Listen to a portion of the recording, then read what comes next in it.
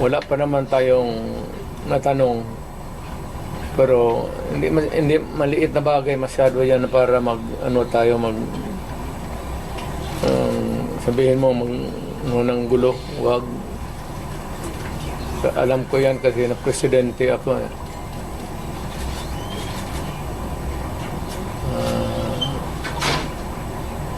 Yun lang, hindi ako magdagdag kasi i-reserve ko muna yung akin. Pinag-usapan namin ngayon ni Martin Delgra, pati ni puro kami abogado, is how not to destroy a republic.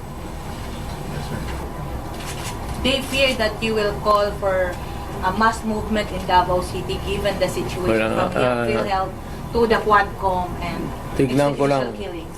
Kung Mass mobilization of people power for that.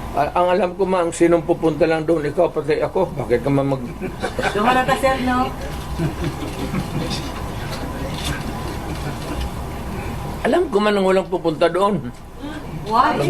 Mag-mass movement ako, tayong dalawa lang.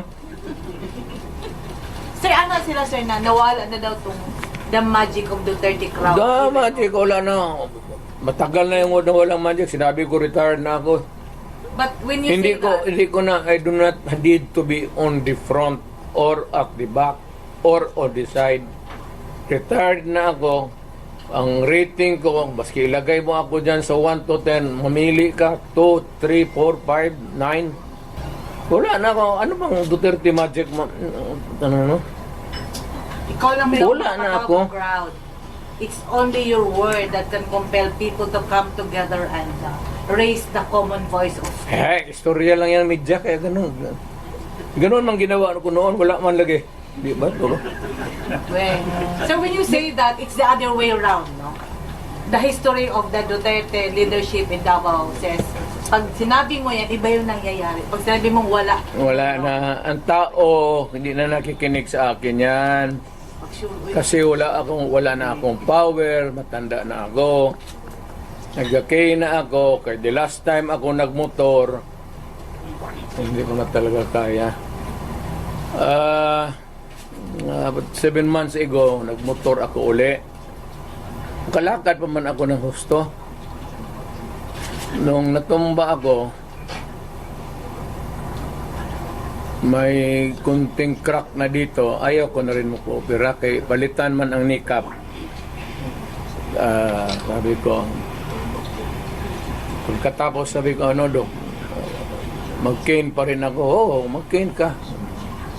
O di, ayaw na lang ko operahin, mag-cane na lang ko.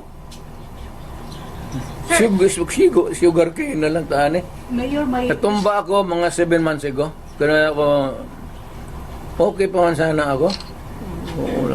Tatawa, hindi pa ako hindi ako inutil. Ang masakit pa, kaya nga nagmotor ako ng magaan. Yung 600 lang, 800 kasi ang 1,000, 1,100. Yung Honda na blue na wala pa, matagal na talaga. Pag hindi ko nabawi sa may...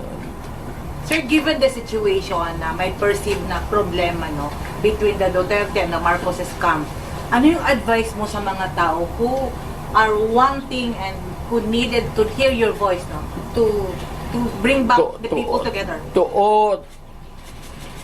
To all Filipinos now listening to me, punta kayo kay Marcos lahat. Tingnan natin kung anong mangyari. Mga Pilipino, nakikiusap ako. Punta kay Marcos hindi kami nagipag-contest kay Marcos. Never. Wala kaming bilyon, trilyon na nakadeposito sa kung saan ang bangko.